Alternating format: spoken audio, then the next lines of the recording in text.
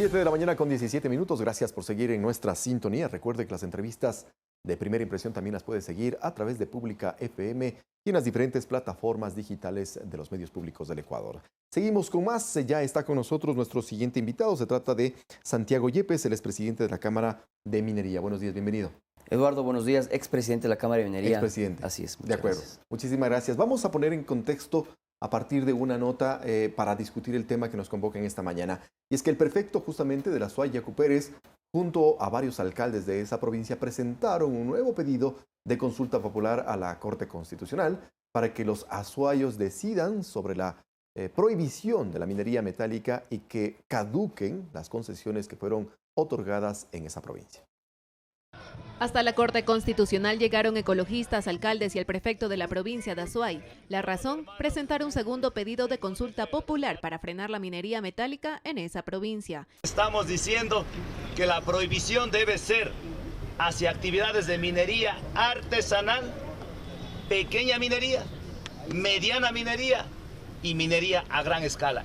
El prefecto recordó que en septiembre de 2019 el primer pedido fue negado por temas de forma y que ahora realizaron cambios al texto e incluyeron una segunda pregunta que busca que las concesiones mineras otorgadas caduquen. Hay más de 812 concesiones mineras. ¿Está usted de acuerdo con la caducidad de estas concesiones o títulos mineros otorgados antes de la realización de esta consulta popular en fuentes de agua, zonas de carga, recarga, regulación hídrica, humedales, páramos, zonas sensibles de la provincia de la Azuay?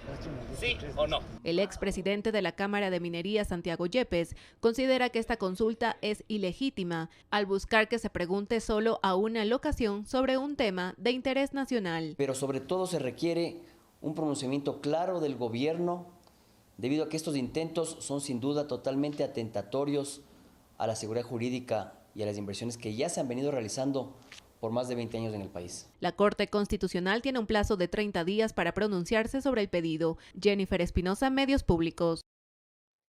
Santiago, un poco siempre se ha dicho que la expresión del pueblo alrededor de cualquier tema que le involucre, pues es lo que debería atender el gobierno, la sociedad en su completitud. Es decir, ¿qué habría de malo en definitiva o por qué tendríamos que calificarle de ilegítima esta solicitud de consulta popular?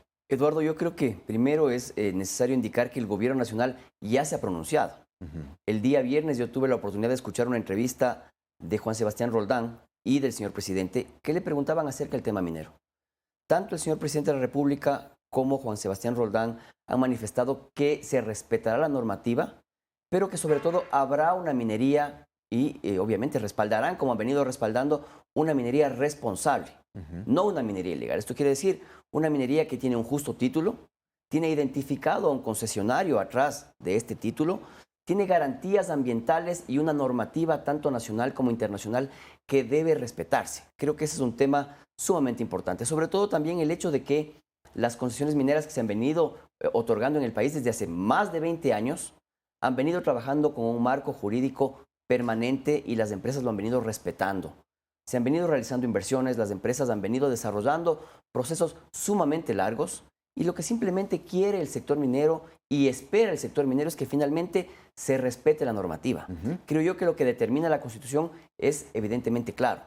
Sin duda, lo que determina la población es evidentemente lo que debe respetarse. Por lo tanto, la Constitución aprobada, una Constitución que ha venido aplicándose de manera permanente y que el sector minero lo ha venido respetando, dice que las industrias extractivas son restrictivas del gobierno central. Es por lo tanto el gobierno central el que debe definir su política. Yo sin duda creo que hay temas que se deben y se pueden consultar, más hay otros que por su complejidad y sobre todo por su importancia en el desarrollo nacional no pueden ser consultados. Una de esas evidentemente es el sector minero. Es decir, no estaría o no sería correcto que una población donde se suscribe este tema en particular tenga la potestad de decidir cuando el impacto no está exclusivamente para esa población, sino para toda la nación. Evidentemente es así, la Constitución es sumamente clara. Creo que lo que dice la Constitución, el hecho de que sean restrictivas del gobierno central, son temas que le competen al gobierno central y por lo tanto son de interés nacional.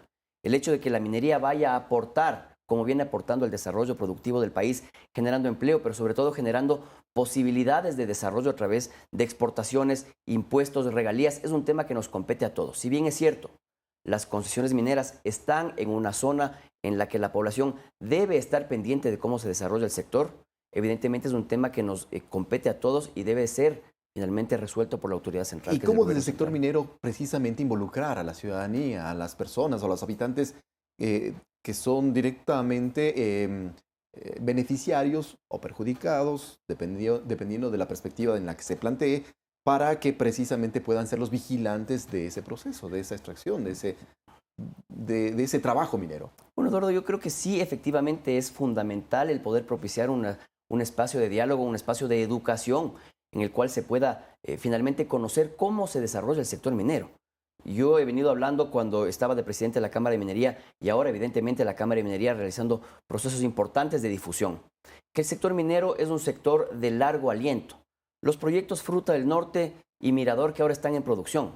Finalmente, ejemplos, sobre todo en el caso de Fruta del Norte diría yo, ejemplos importantes de que se puede hacer minería responsable, de que se puede trabajar con las comunidades, de que se puede finalmente desarrollar este círculo virtuoso, tiene que ser propiciado, tiene que darse este proceso de diálogo y finalmente tener en cuenta que estos procesos tan largos, decía yo, Mirador y Fruta del Norte, tienen aproximadamente 20 años de desarrollo en su fase de exploración.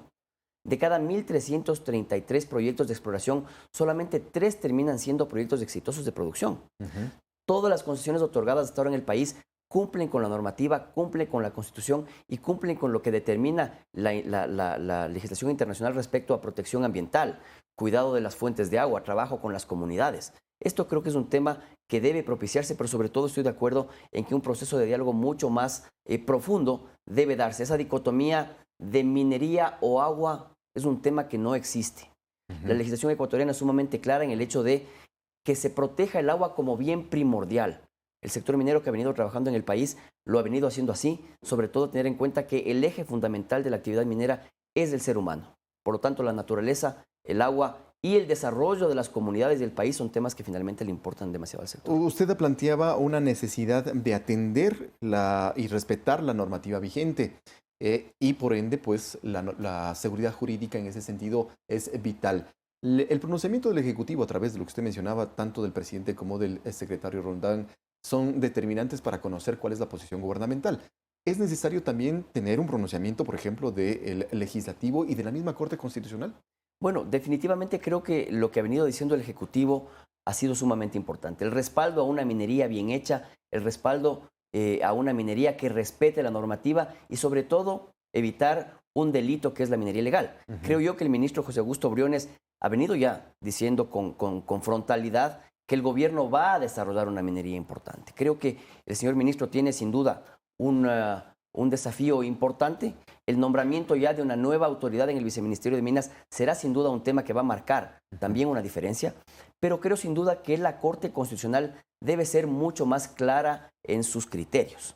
Si bien es cierto, no se ha permitido 2 pedidos de consulta populares anteriores, uno en la zona de Imbabura y Carchi y uno ya propiciado por el señor prefecto de la SUAY, Yacu Pérez, quien creo que está ya en una campaña electoral demasiado adelantada. Esa es su interpretación en todo caso, estas Sin duda. intenciones, estas actividades de propiciar precisamente algún tipo de reacción o de visibilización de carácter público de cara al 2021. Mire, es simplemente claro determinar que el Consejo Provincial le dispuso al señor prefecto de la SUAY que no se puede proceder con la consulta popular.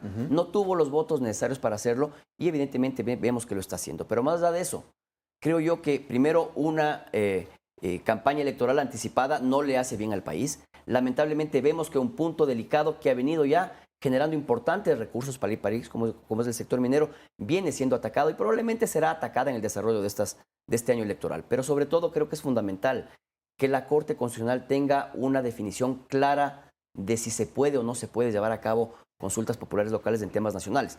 Tanto el gobierno nacional como el sector minero privado han definido que no es posible.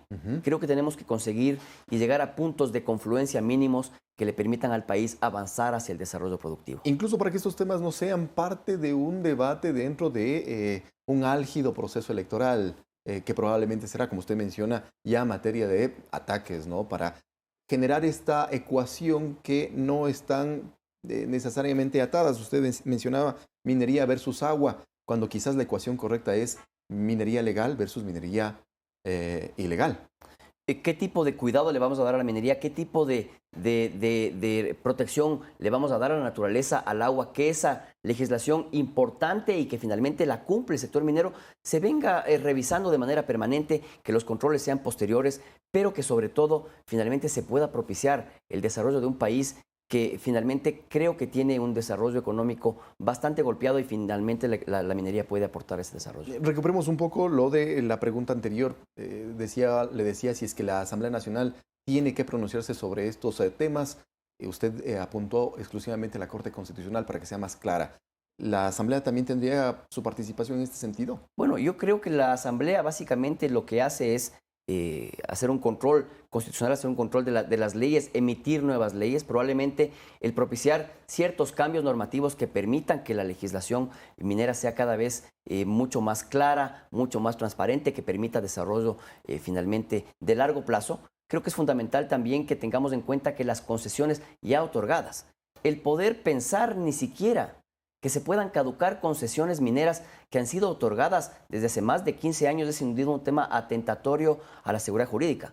¿Cómo le pedimos al sector inversionista extranjero? ¿Cómo le pedimos al sector privado que venga a invertir en el país si finalmente luego se propician nuevos pedidos de consulta que incluso, más allá de violar la Constitución, propiciando una consulta local, quieren de alguna manera tender a caducar concesiones legalmente otorgadas, legalmente respetadas por el gobierno con sus títulos ambientales, con sus licencias, con sus permisos de agua, que finalmente va a generar en el desmedro de la seguridad jurídica y la credibilidad del país, evidentemente con posibilidades ciertas de demandas internacionales. Santiago, muchísimas gracias por su presencia aquí en Primera Impresión. Muchas gracias, Eduardo. Buenos días. Terminamos aquí esta entrevista, pero regresamos enseguida con más en Primera Impresión.